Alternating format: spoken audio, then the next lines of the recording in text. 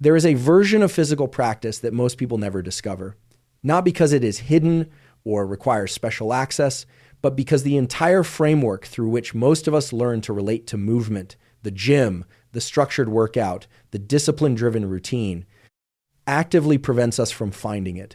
That version of practice is one where movement becomes a tool not just for changing the body, but for fundamentally changing how the nervous system processes experience, how you respond to stress and uncertainty, how aware you are of what is happening inside you in any given moment, and ultimately how much access you have to your own intelligence. Today, we are going to talk about how to get there. Welcome to the Huberman Lab podcast, where we discuss science and science-based tools for everyday life. I am Andrew Huberman, and I am a professor of neurobiology and ophthalmology at Stanford School of Medicine. Today's episode is one that I have been genuinely excited to bring to this channel because it bridges two areas I care deeply about: the neuroscience of how the brain and body communicate, and the practical question of how movement practice can be used not just to build physical capacity, but to expand awareness, rewire stress responses, and deepen the relationship between your conscious mind and the intelligence of your body. We are going to cover a lot of ground today. We will talk about the neuroscience of the mind-body connection and why most conventional exercise does relatively little to develop it, despite doing plenty for cardiovascular health and muscular strength. We will discuss the difference between playful movement and structured exercise and why that distinction matters far more than most people realize. We will talk about the neuroscience of discipline versus willpower and why those are not the same thing, and why confusing them leads to movement practices that burn people out rather than sustaining them over decades. We are going to go deep into what I call friction points in movement practice, those moments of difficulty, resistance, or fear that arise during challenging physical experiences, and why how you relate to those moments is one of the most powerful variables in whether movement rewires your nervous system or simply reinforces your existing patterns. We will discuss transition states, including the hypnagogic and hypnopompic states between sleeping and waking, and why these unusual neurological conditions offer a surprisingly direct path to heightened bodily awareness and novel insight. And we will cover specific movement patterns and integration practices that you can bring into everyday life, not just into scheduled practice time, to continuously expand what neuroscientists call interoception, which is the brain's awareness of the body's internal state, and to deepen your sense of self as an embodied being rather than a mind that happens to be attached to a body. Timestamps are in the description below. Before we get into the science, let me briefly thank our sponsors. Sponsor mention AG1. I take AG1 every morning as my foundational nutritional supplement. It covers your bases with vitamins, minerals, adaptogens, and probiotics in a single serving. Go to drinkag1.com/Huberman to get a free 1-year supply of vitamin D3 plus K2 with your first order. Sponsor mention 8. Sleep. The transition states between sleep and waking that we will discuss today are among the most neurologically rich and practically valuable states you can learn to access. 8 Sleep's pod mattress cover optimizes the conditions for deep, high-quality sleep that makes those transitions more accessible. Visit 8sleep.com/Huberman to learn more. Sponsor mention LMNT. Electrolyte balance affects nerve transmission, muscle function, and the quality of body awareness during movement. LMNT provides the sodium, potassium, and magnesium your nervous system needs without any sugar. Go to drinklmnt.com/Huberman for a free sample pack. Without further ado, let's dive in. I want to start with a question that I think is genuinely worth sitting with before we go into the neuroscience. And the question is this: when you exercise or move your body, what is your relationship to what is happening inside you during that process? Not what your heart rate monitor says, not what the stopwatch shows, not whether your form looks correct in the mirror, but what is your actual lived experience of the internal landscape of movement. Most people, if they are honest about this, will find that they are remarkably disconnected from their internal experience during exercise. They are focused outward on performance metrics, on external goals, on getting through the workout rather than inhabiting it. They are in their heads thinking about the next set or thinking about something completely unrelated to what their body is doing. And this is not a personal failing. It is the predictable consequence of a cultural framework around exercise that is almost entirely organized around external outputs and that has almost no language or structure for developing internal awareness during physical practice. The consequence is that most people spend years or decades exercising and never develop the thing that could make movement genuinely transformative for their nervous system and their psychology. They get fitter, they may get stronger or leaner, but they do not get more connected to themselves through the practice because the practice was never designed to develop that. Let me give you the neuroscience of why this matters, because the mind-body connection is not a metaphor. It is a set of real, measurable, bidirectional communication pathways between the brain and the body that have profound effects on health, on emotional regulation, on cognitive function, and on the subjective experience of being alive. The scientific term I want to introduce here is interoception. Interoception is the brain's perception of the internal state of the body. It includes awareness of heartbeat, of breathing, of gut sensations, of muscle tension, of temperature, of pain, of hunger and satiety, of fatigue, and of a broad class of internal signals that collectively constitute what your body is communicating to your brain moment to moment. Interoceptive signals are processed primarily in the insular cortex, also called the insula, which is a region of the cortex tucked inside the lateral sulcus, the groove between the frontal and temporal lobes. The insula receives input from visceral organs, from skin, from muscles and joints, from the autonomic nervous system, and from higher cortical areas involved in attention and emotion. It integrates all of this into what neuroscientist Bud Craig has described as the sentient self, the moment-to-moment felt sense of being a body. Research on interoception has expanded substantially over the past 2 decades, and the findings are remarkable in their scope. Studies from groups including the work of Sarah Garfinkel at the University of Sussex and Antoine Bachara at the University of Southern California have shown that interoceptive accuracy, meaning the precision with which a person can perceive their own internal body signals, is correlated with a remarkably broad range of psychological capacities. These include emotional awareness and emotional regulation, empathy, decision-making quality, resilience to anxiety, body image, and the sense of having a coherent, stable self. People with higher interoceptive accuracy tend to be better at recognizing their own emotional states before those states escalate to overwhelm. They tend to make better decisions in complex, uncertain situations, partly because they have better access to what researchers call somatic markers, the bodily signals that carry information about the emotional relevance of situations and options. They tend to be more resilient to anxiety because they can accurately assess their own physiological state and can distinguish between a genuinely threatening situation and a situation that is activating their nervous system without constituting a real threat. And they tend to have a more stable and coherent sense of self because the self is at a fundamental level grounded in the continuous felt experience of inhabiting a body.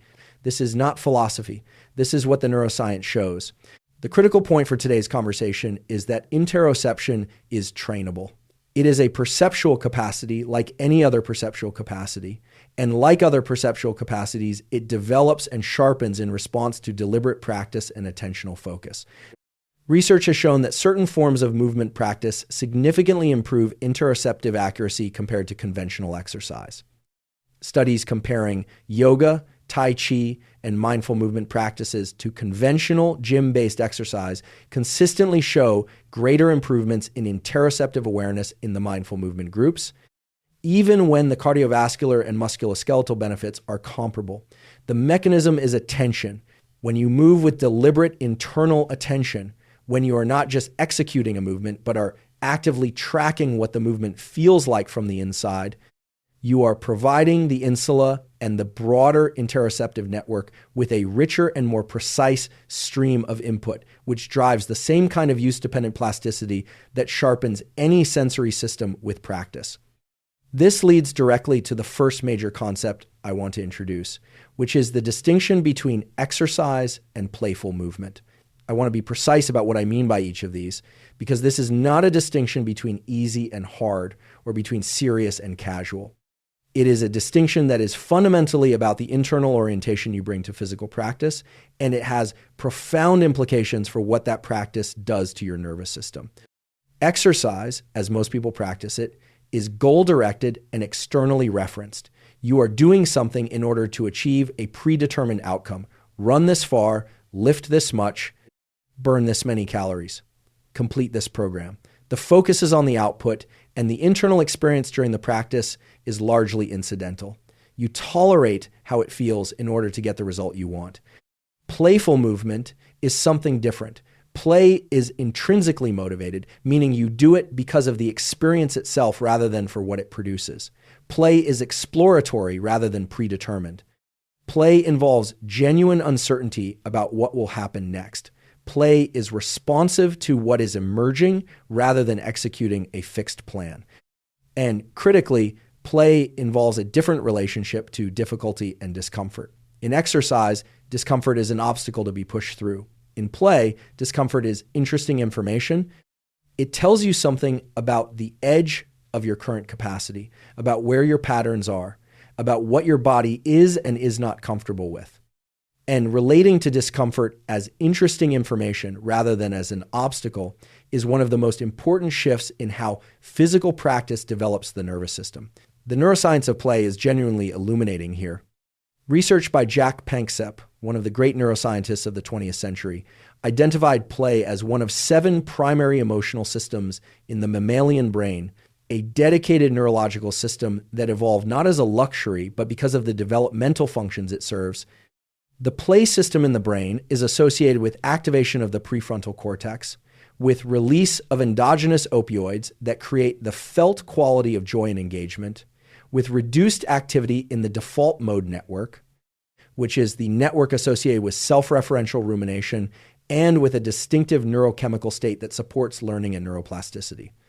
Critically, the play state is characterized by what is called psychological safety, a felt sense that the current situation does not require defensive mobilization.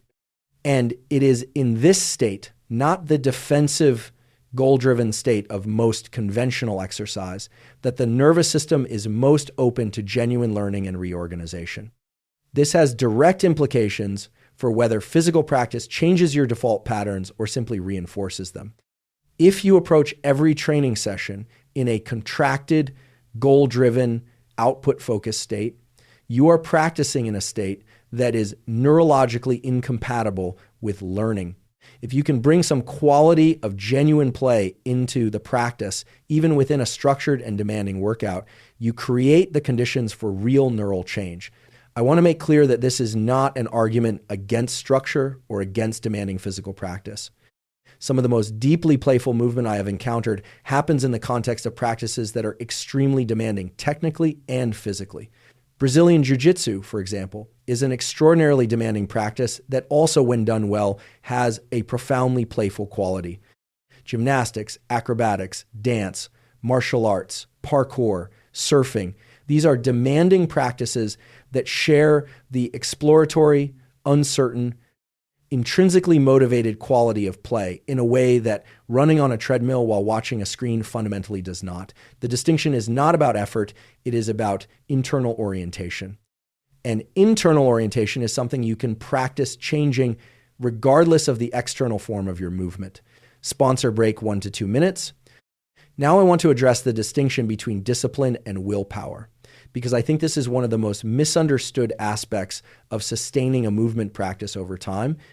And the confusion has real consequences for people who try and fail repeatedly to maintain consistent physical practice. Willpower is the capacity to override a competing motivation through effortful self-control. You want to stay in bed, but you make yourself get up and train. You want to stop, but you force yourself to continue. Willpower operates in the prefrontal cortex, and it depletes.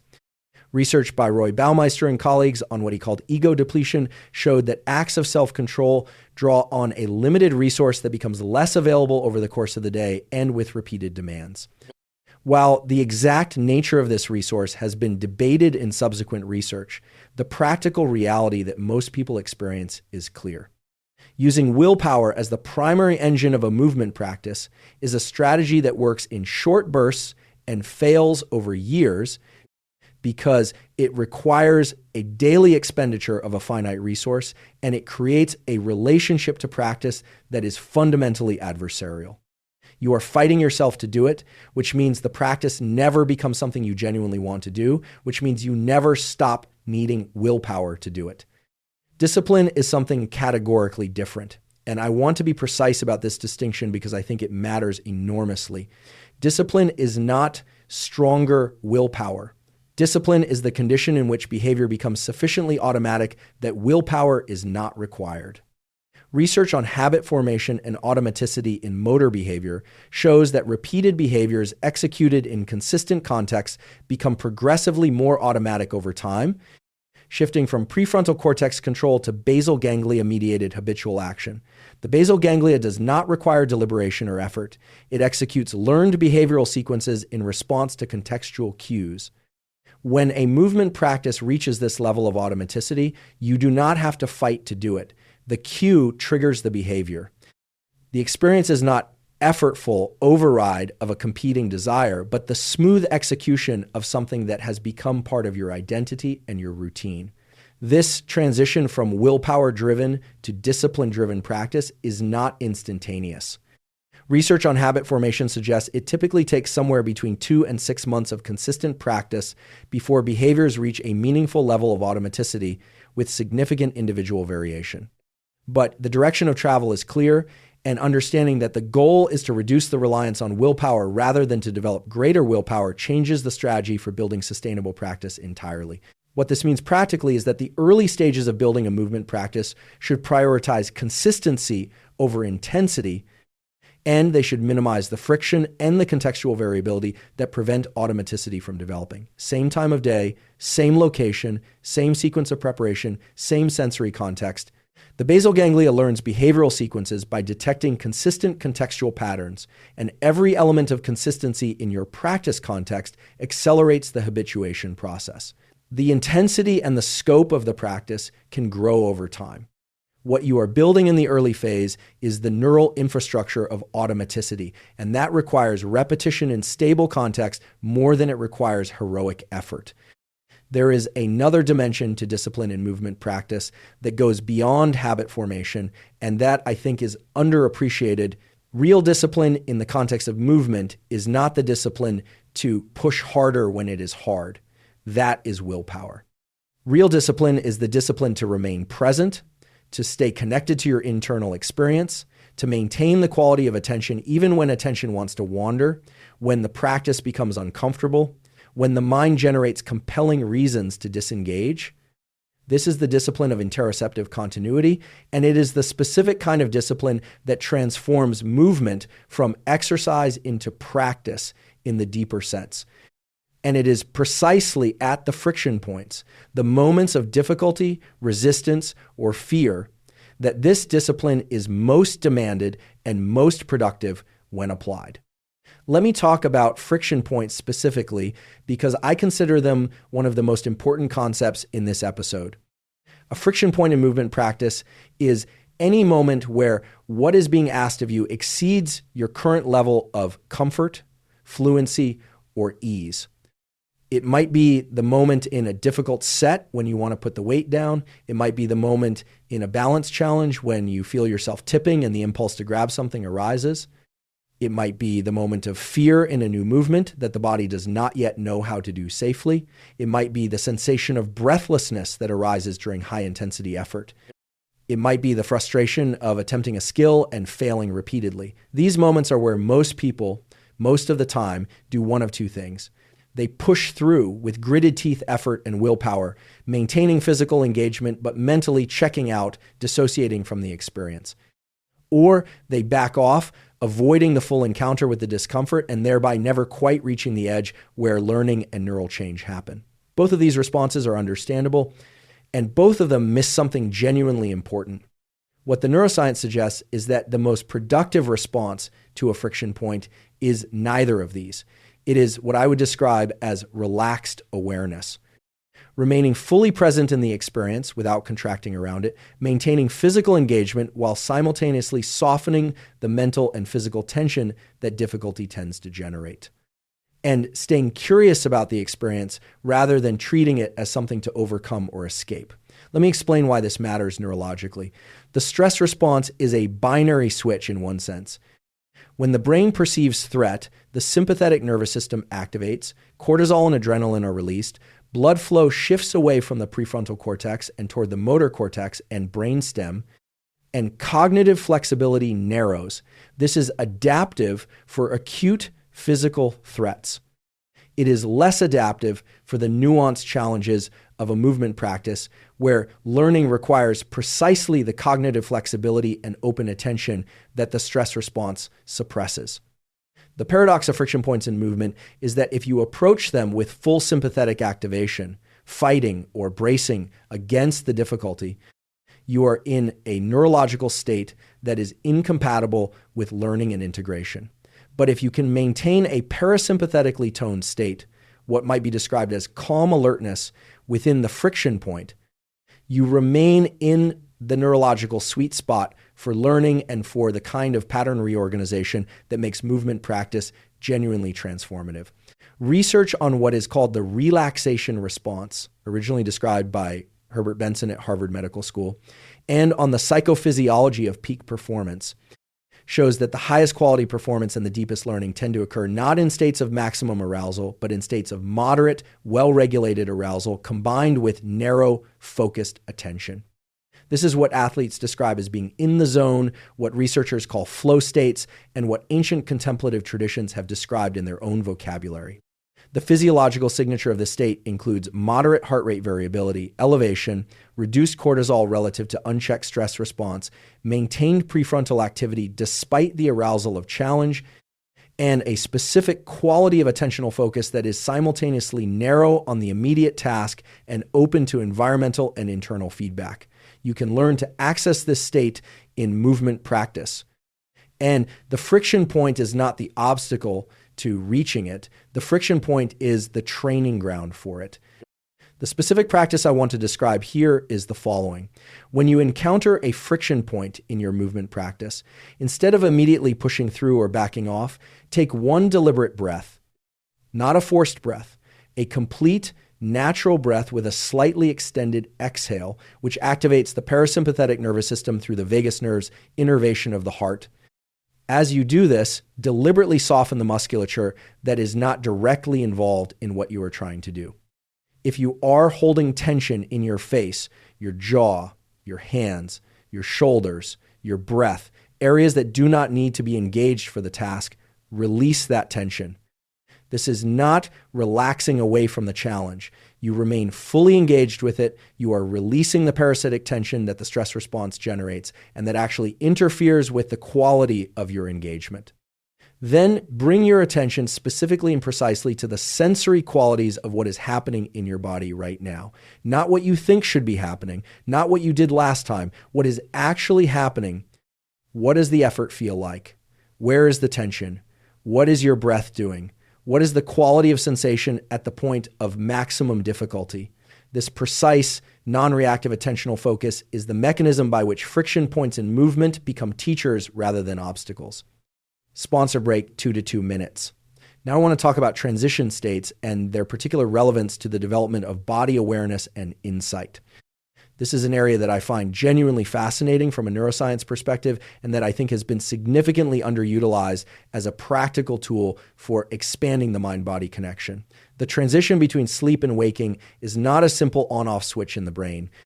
The brain moves between sleep and waking through a series of intermediate states, each with its own distinctive neurochemical and neurological profile. The hypnagogic state is the transition state between wakefulness and sleep, the state you pass through as you fall asleep. The hypnopompic state is the transition between sleep and wakefulness, the state you pass through as you wake up. Both states are characterized by something quite distinctive: reduced activity of the default mode network's narrative function, combined with maintained access to the associative and imagistic processing of dreaming, without the full executive control that characterizes normal wakefulness. The practical consequence is that in these transition states, the brain processes information in an unusually flexible and associative way. Connections between concepts and experiences are made more freely. the critical editorial function of the prefrontal cortex, which in full wakefulness tends to suppress unusual associations and novel perspectives in favor of familiar patterns, is partially suspended. This is why people in the hypnagogic and hypnopompic states often experience vivid imagery, unusual sensory experiences, a quality of insight or revelation, and what can feel like access to knowledge or perspectives that are less available in ordinary waking consciousness. Famous examples abound. Thomas Edison reportedly used the hypnagogic state deliberately, dozing in a chair with metal balls in his hands so that when he fell asleep, the balls would drop and wake him, allowing him to capture hypnagogic imagery and ideas. Salvador Dali used a similar technique with a key. Reports from scientists, mathematicians, and artists across history suggest that some of their most significant insights arrived in these transition states. What is less commonly discussed is the specific value of these states for body awareness and somatic insight. And here is what I mean by that. In ordinary waking consciousness, the brain's interoceptive processing is competing with a continuous stream of external sensory input, task demands, social processing, and narrative self-referential thought. The signal-to-noise ratio for internal bodily signals in ordinary waking life is relatively poor. In the hypnopompic state, upon waking, before the full demands of wakefulness engage, there is a brief window in which interoceptive signals can be perceived with unusual clarity. If you lie still upon waking, before reaching for your phone, before getting up, and simply attend to the felt sense of your body, you may find that you have access to a level of body awareness that is quite different from what is available during active waking. Areas of tension you were not aware of, the quality of your breathing, residual sensations from dreams, a felt sense of how your body is organized in space, the emotional tone of your state before the narrative mind constructs a story about it. This window is brief. It tends to close within minutes as the prefrontal cortex comes fully online and the demands of the day begin to organize attention outward. But if you learn to work with it, it becomes a daily laboratory for body awareness development that requires no special equipment and no additional time beyond what you are already spending in the transition from sleep. The practice I want to suggest is simple but requires consistency to develop. Upon waking, before moving, before checking your phone, before anything that directs attention outward, spend 3 to 5 minutes in deliberate somatic scanning. And what I mean by somatic scanning is not a relaxation technique, though relaxation may be a byproduct. I mean a genuine act of precise attention to the felt experience of your body. Move attention systematically from the feet upward. Notice the quality of sensation in each area without trying to change anything. Notice where your body makes contact with the surface beneath you. Notice the quality of your breathing without intervening in it. Notice what emotion, if any, has a felt presence in your body right now, in your chest, your belly, your throat, and where exactly in the body you feel it. Notice what your energy level feels like before you have any narrative about what you have to do today. This practice, done consistently over weeks and months, meaningfully develops interoceptive accuracy. And the hypnopompic state amplifies its effectiveness because the signal is cleaner in that neurological window than at most other times of day. The hypnagogic state, the transition into sleep, is a second opportunity for the same practice in reverse. As you lie down to sleep and feel yourself drifting, if you can maintain a thread of gentle, non-grasping attention to the internal landscape, rather than following the narrative thoughts that typically occupy the falling asleep process, you will find that the body signals become quite vivid as the noise of waking cognition decreases. This is also a productive time to set what researchers of the creative process call incubation intentions.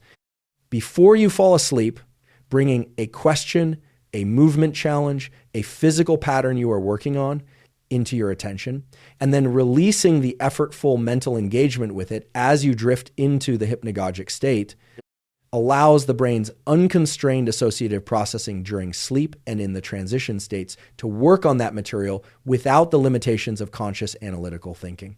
Many practitioners of movement arts, dancers, martial artists, gymnasts, and somatic therapists report that some of their most significant insights into movement patterns and body organization arrived during sleep or in the moments of waking. Now I want to get specific about movement patterns and practices that are particularly effective for developing the mind-body connection we have been discussing. I am going to describe several categories of practice, and for each, I want to explain both the practical approach and the specific neurological mechanisms through which it works. The first category is slow, exploratory movement. One of the most powerful tools for developing interoception and neural remapping of the body is movement that is performed significantly more slowly than the nervous system's habitual speed.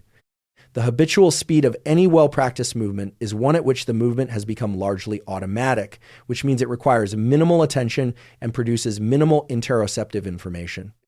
Slowing a familiar movement dramatically, performing what is usually a fast athletic movement at perhaps 10 to 20% of normal speed, withdraws the automation and forces the nervous system to attend to each micro moment of the movement in detail. What you discover when you do this is that movements you believed you understood and controlled fully reveal themselves to be far more complex than you knew. You find the places where fluency actually breaks down. You find compensations and substitution patterns that happen too fast to notice at normal speed. You find the moments where tension arises unnecessarily. And you find the transitions between phases of movement, which are typically the most information-rich moments, but which get skipped over at normal speed. Research on what is called deliberate practice in motor learning consistently shows that practice experts in movement arts spend disproportionate time on slow, highly attentive practice, precisely because this is where the fine-grained neural mapping that underlies genuine mastery is built. The second category is constraint-based exploration. A constraint is any limitation imposed on a movement that forces you to find new solutions. Practice a skill with your non-dominant hand. Practice balance with your eyes closed. Practice a movement pattern on a surface that is softer or less stable than usual. Restrict the use of one limb. Move in an unfamiliar direction or at an unusual angle. Constraints are powerful neurological tools because they remove the familiar solution and force the nervous system to search the solution space. This search process, what motor learning researchers call variability of practice, is one of the most reliable drivers of genuine learning as opposed to the reinforcement of existing patterns.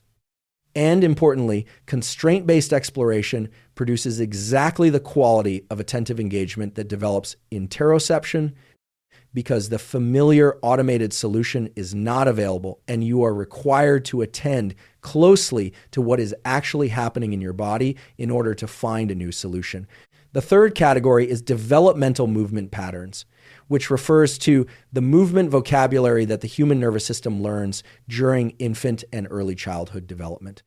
These patterns, crawling, rolling, transitioning between floor and standing, moving through the ground, hanging, reaching, are neurologically foundational. They are the movement primitives from which all subsequent motor skill is built. And for most adults, they have been largely abandoned in favor of the vertical, walking dominant movement vocabulary of adult life. Returning to these patterns, not as rehabilitation but as exploratory practice, has several effects. It reveals asymmetries and gaps in body organization that are invisible in upright, gravity-adapted movement. It recruits musculature and neural pathways that have been dormant, and it has a curiously direct effect on the nervous system's sense of safety because these patterns are neurologically associated with the early developmental period in which the brain was building its fundamental model of the body and its relationship to the environment. There is a quality of ease and curiosity that emerges in developmental movement exploration that is difficult to access in conventional exercise contexts. Practices based on these principles include Feldenkrais method, original strength training, animal flow, and various floor movement disciplines. The fourth category is proprioceptive refinement through micro-movement and stillness. Proprioception, the sense of position and movement in space, is one of the primary interoceptive channels, and it is one that most people are surprisingly imprecise about despite depending on it constantly. A simple exercise that reveals this imprecision is the following. Stand with your feet hip-width apart, close your eyes, and try to stand as still as you possibly can. Notice what is required. Notice the continuous micro-adjustments that maintain balance. Notice the sensations in your feet, your ankles, your hips, your spine. Now, notice whether your weight is equally distributed between your 2 feet or whether you are leaning. If you think you are centered, have someone observe you or stand on scale pads and check. Most people discover they are not where they think they are. This gap between proprioceptive belief and proprioceptive reality is universal, and it has implications that extend well beyond physical balance. The research on proprioceptive training shows that refining this sense through precisely this kind of attentive stillness, combined with micro-movement exploration, produces changes in the brain's body map in the somatosensory cortex, improving the resolution of the neural representation of the body, and thereby improving both movement quality and body awareness more broadly.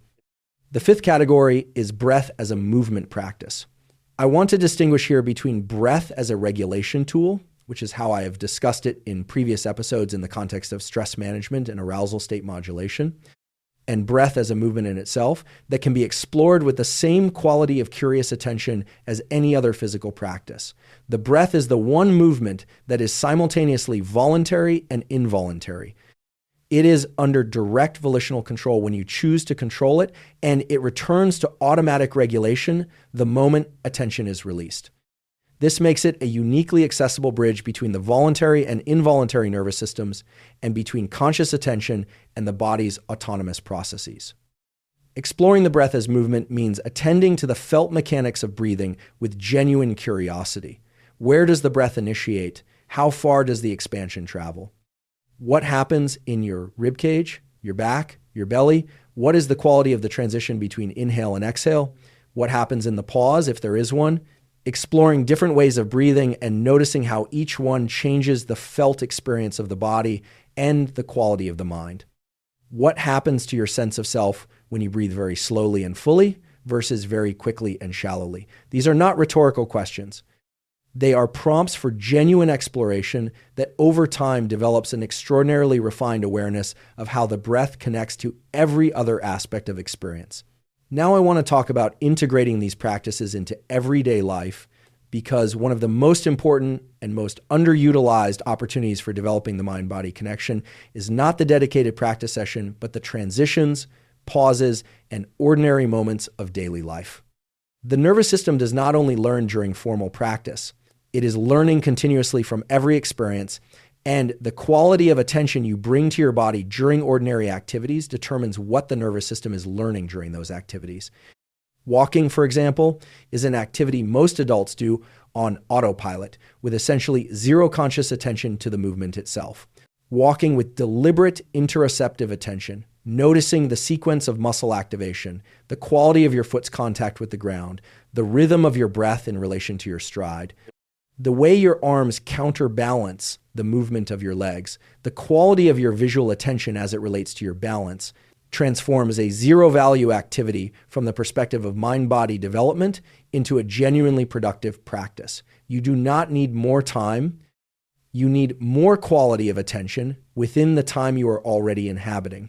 Similarly, transitional moments between activities, the pause between finishing one task and beginning another, the moment of sitting down or standing up, the act of opening a door or climbing stairs. All of these are opportunities to bring momentary precise attention to bodily experience. This is not a demand for constant self-consciousness. It is a practice of periodic remembering to inhabit the body that is always present, even when attention is elsewhere. The research on mindful movement practices, including mindfulness-based stress reduction programs that incorporate body scan and mindful movement, shows that one of the primary mechanisms of benefit is exactly this expansion of interoceptive attention into ordinary life rather than confining it to formal practice sessions. Studies by Fadel Zaiden and others on brief mindfulness interventions show that even very short periods of interoceptive attention during daily activities produce measurable effects on pain, perception, emotional regulation, and subjective well-being. The dose matters less than the frequency. Regular brief moments of attentive presence in the body throughout the day are more effective than occasional long practice sessions. I also want to address the role of uncertainty and novelty in maintaining the developmental quality of movement practice over time. One of the neurological properties of the human brain that is most relevant to this is what neuroscientists call the prediction error signal. The brain does not passively receive sensory information. It actively generates predictions about what sensory input it expects to receive, and it pays disproportionate attention to the difference between what it predicted and what actually arrived, the prediction error. Prediction errors drive learning. When the world matches your predictions, there is relatively little to learn. When the world violates your predictions, the brain signals that something important is happening and allocates attentional and learning resources to understanding it. The implication for movement practice is that once you have practiced a specific movement to the point of automaticity, the prediction error associated with that movement drops essentially to zero. Your brain predicts exactly what will happen, and it happens. The movement remains useful for physical conditioning, but it has diminishing returns as a driver of neural learning and body awareness development. Introducing uncertainty and novelty into practice through new movement patterns, through constraint-based exploration, through unfamiliar environments, through improvisation and play, maintains the prediction error signal at a level that keeps the nervous system in a state of active learning rather than automated execution. This is another reason why playful, exploratory movement maintains the developmental quality of practice over years and decades in a way that the repetition of mastered routines eventually cannot. There is also the question of how to relate to uncertainty in movement in a way that develops rather than limits the mind-body connection. Many people find uncertainty in physical practice deeply uncomfortable. Not knowing what will happen, not being sure if you can do something, being in situations where the outcome is genuinely open, and the response to that discomfort is typically to seek certainty, to return to mastered territory, to stay within the comfortable known. The problem is that this response is itself a pattern that generalizes beyond movement into the rest of life. The nervous system that learns to retreat from physical uncertainty will tend to retreat from psychological uncertainty. The nervous system that learns to remain curiously engaged with physical uncertainty, to stay present with not knowing, to trust in its own capacity to adapt to what actually arrives, develops a resilience and flexibility that generalizes. This is one of the most profound and most underappreciated benefits of genuine movement practice. Not the physical fitness, not even the body awareness, but the nervous system's developing capacity to remain open, curious, and responsive in the face of uncertainty, which is a capacity that applies to every domain of life.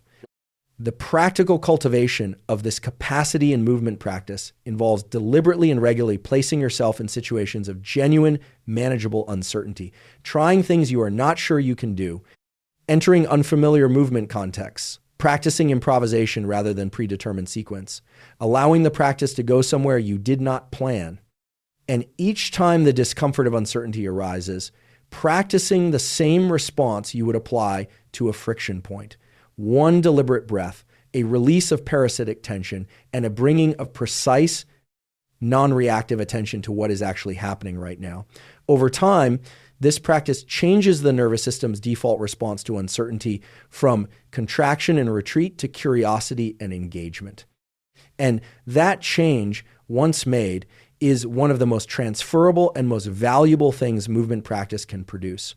Let me close with the overarching framework that I hope you take from today's episode. The mind-body connection is not a fixed property of who you are. It is a trainable capacity grounded in specific, well-understood neurological mechanisms. Interoceptive accuracy can be developed. The stress response at friction points can be retrained. The play state can be cultivated within demanding practice. Transition states can be used as windows into body awareness that are otherwise difficult to access. And ordinary life can become continuous practice through the quality of attention you bring to it. The key takeaways from today: interoception, the brain's perception of the body's internal state, is one of the most important and most neglected trainable capacities in human health and performance. It is processed primarily in the insula and is correlated with emotional regulation, decision-making quality, resilience to anxiety, and the felt sense of having a coherent self. It develops through deliberate internal attention during movement. The distinction between exercise and playful movement is not about effort, but about internal orientation. Play is intrinsically motivated, exploratory, and uncertain, and it creates the neurological conditions for genuine learning and neural reorganization. Conventional goal-driven exercise often does not. Discipline is not stronger willpower.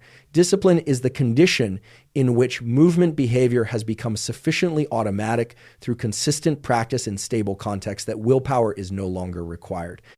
Building toward automaticity through consistency and contextual stability is more sustainable than relying on effortful override. Friction points in movement practice are among the most productive opportunities for nervous system development when approached with relaxed awareness rather than gritted teeth pushing or avoidance.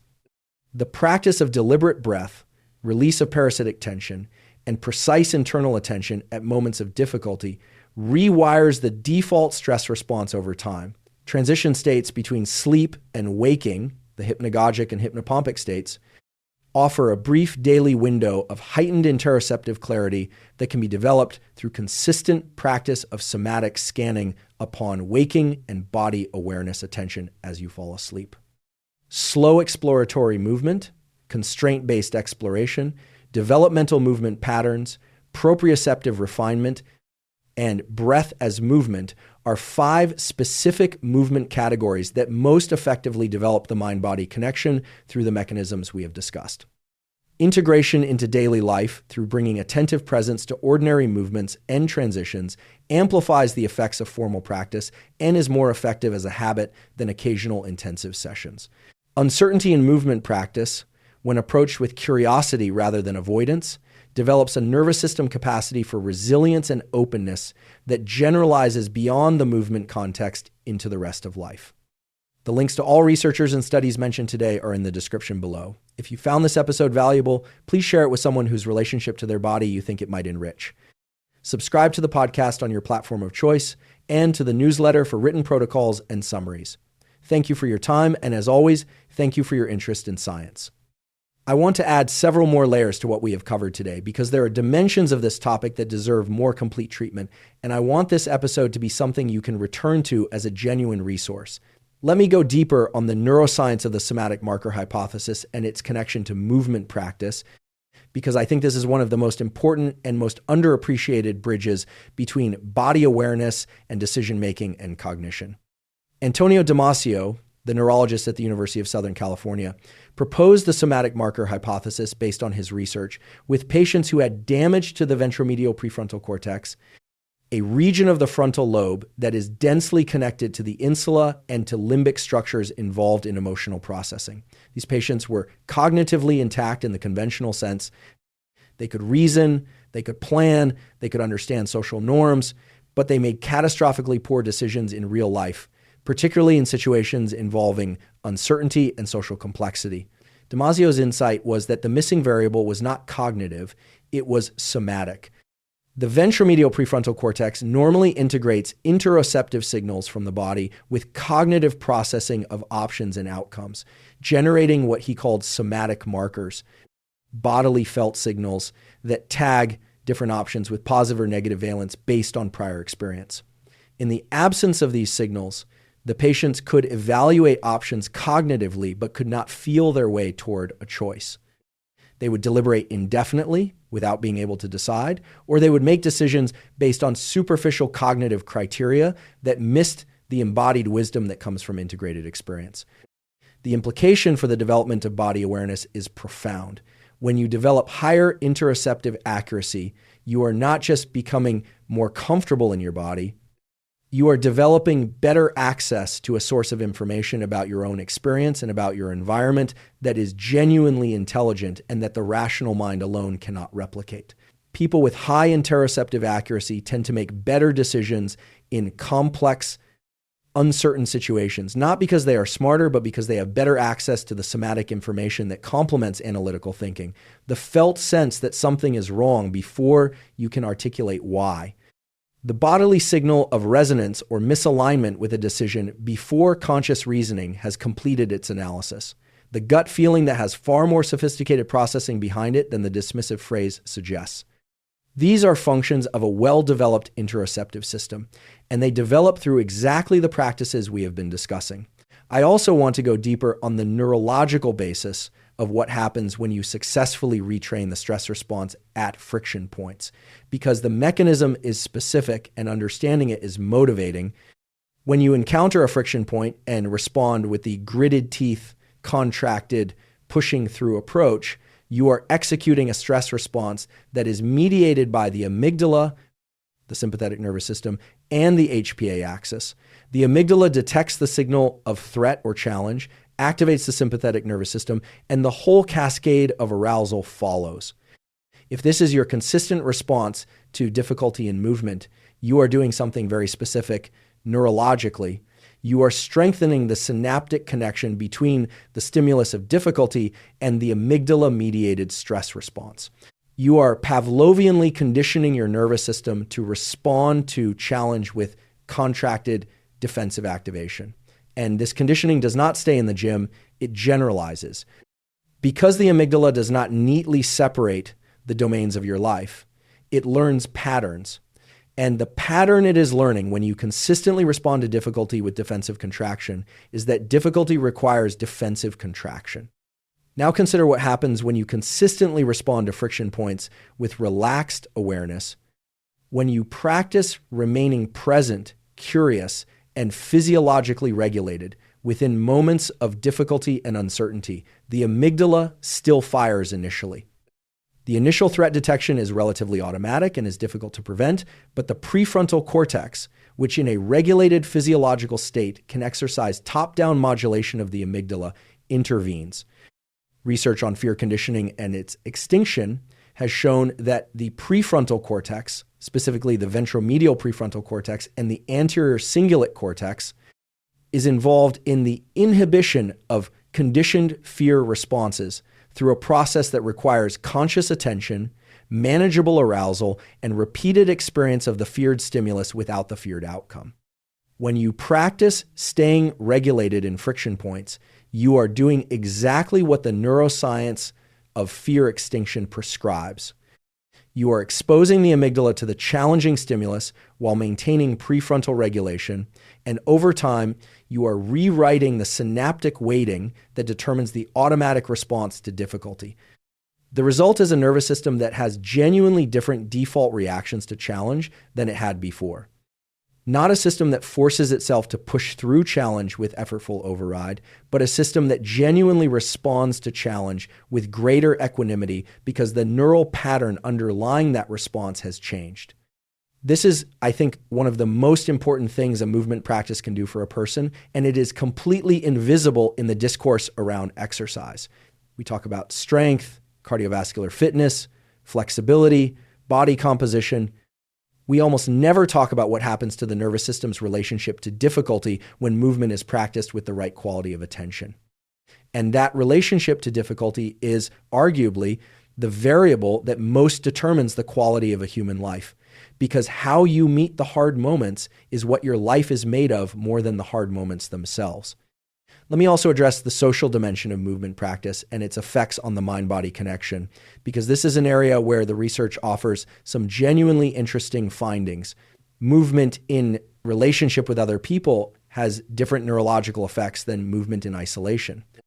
Research on interpersonal synchrony, the phenomenon of movement coordination between individuals, has shown that synchronized movement with another person produces measurable increases in social bonding, in the release of endorphins and oxytocin, and in the felt sense of connection and trust. Studies have shown that people who march, dance, or exercise in synchrony with others subsequently show higher levels of cooperation and altruistic behavior toward those individuals, greater pain tolerance, and stronger reports of social connection. The mechanism involves mirror neuron systems in the premotor cortex, which are activated by observing or participating in synchronized movement and the release of social bonding neuropeptides that follows. This is why group exercise classes can produce a sense of community and belonging that solo exercise does not. This is why dancing with someone can feel profoundly connecting even between strangers. And this is why practices like martial arts, team sports, and partner-based movement disciplines have social and psychological effects that extend well beyond the movement itself. The implication for intentional movement practice is that the social context of movement is not merely incidental, it is neurologically significant.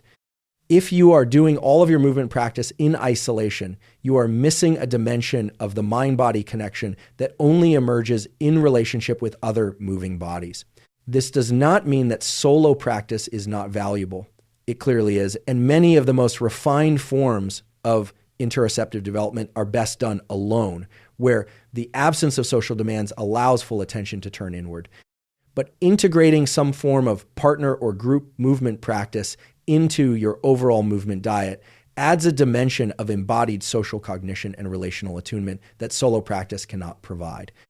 I also want to address something that comes up frequently in conversations about mindful movement and that I think deserves direct response, which is the concern that paying attention to the body during movement will interfere with performance.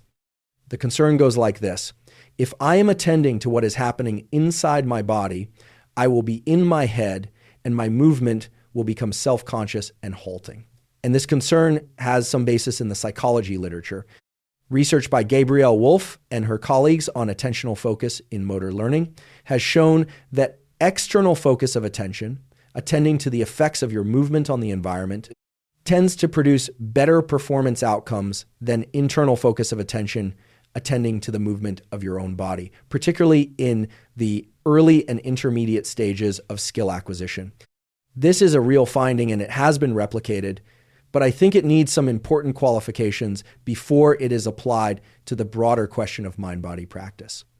The external versus internal attention distinction is most relevant in the context of optimizing the execution of a specific, already learned skill. In that context, yes, focusing on where the ball is going tends to produce better outcomes than focusing on the mechanics of your throwing motion. But the question of how to develop the body awareness that eventually allows skilled movement to be effortless and integrated is a different question, and one for which the deliberate internal attention of slow, exploratory practice is genuinely necessary. The most skilled practitioners in any movement domain tend to have extraordinarily refined body awareness developed through years of precisely this kind of internal attention. The external focus that benefits performance is built on a foundation of internal awareness that must be developed through internal attention. There is a temporal dimension here that is important. Early in learning any skill, alternating between internal exploration at slow speed and external performance focus at full speed is the most effective approach. The internal exploration builds the sensori-motor map. The external focus deploys it. Over time, as skill develops, the sensor-motor map becomes increasingly implicit, and the external focus can predominate without loss of body awareness because the awareness is now embedded in the skill itself rather than requiring conscious monitoring. For the deepening of the mind-body connection as a general capacity rather than as a tool for optimizing specific skills, internal attention is not a limitation, it is the practice. And the goal is eventually to reach a state that the Japanese Zen tradition describes as mushin, and that Western sports psychology calls automatic performance, a state in which the internal and external are no longer separate, in which the body is moving with full intelligence and the mind is fully present without the friction of self-monitoring. This state is the product of years of exactly the practice we have been discussing, not a shortcut to it. I want to close with something that I think ties all of today's material together into a single coherent picture. The mind-body connection that we have been discussing is not a technique, it is not a method, it is a relationship between your conscious attention and the intelligence that is always already present in your body. That intelligence does not need to be created, it needs to be listened to. The body is continuously generating information about its state, its needs, its experience, its relationship to the environment. The practices we have discussed today are practices of improving the quality of that listening, slowing down enough to hear what is happening, reducing the noise of goals and metrics and self-judgment enough to perceive the signal, developing the interoceptive acuity to make sense of what the signal is saying, and developing the nervous system's capacity to remain open and present in the difficult moments rather than closing down defensively. This is a lifelong practice. It does not have a destination. It has a direction. And every moment of movement, however ordinary, is an opportunity to move in that direction. The science we have covered today supports each element of this framework with genuine rigor. The neuroscience of interoception, the psychophysiology of play and flow, the mechanisms of stress response, retraining at friction points, the distinctive properties of transition states, the specific movement modalities that develop body awareness most effectively, and the principles of integrating practice into daily life. All of it points in the same direction, toward a relationship with your body that is characterized by genuine attention, curiosity, and trust, rather than by the externally referenced, output-driven, often adversarial relationship that most of us were taught by the fitness culture we grew up in. That relationship is available to anyone. It does not require special equipment or a specific athletic background or extraordinary physical capacity. It requires a shift in the quality of attention you bring to movement. And that shift begins the next time you move. Thank you for your time. And as always, thank you for your interest in science.